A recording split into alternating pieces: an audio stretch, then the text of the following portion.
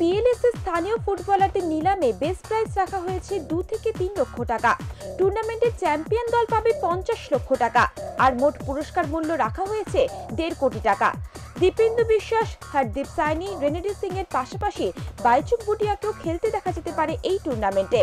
বাইচুংয়ের United Sikkim থেকে বেশ কয়েকজন ফুটবলার পিএলএস এ খেলার ব্যাপারে আবেদন করতে পারেন। আগামী 24শে মার্চ শুরু পিএলএস টুর্নামেন্ট, 6 মে ফাইনাল। টুর্নামেন্টে 30টি গ্রুপ ম্যাচ, 4টি সেমিফাইনাল, একটি ফাইনাল ম্যাচ থাকবে। 3রা মার্চ থেকে শুরু হয়ে যাবে প্রি সিজন ট্রেনিং। তার আগে চলে আসবেন বিভিন্ন দলের কোচেরা।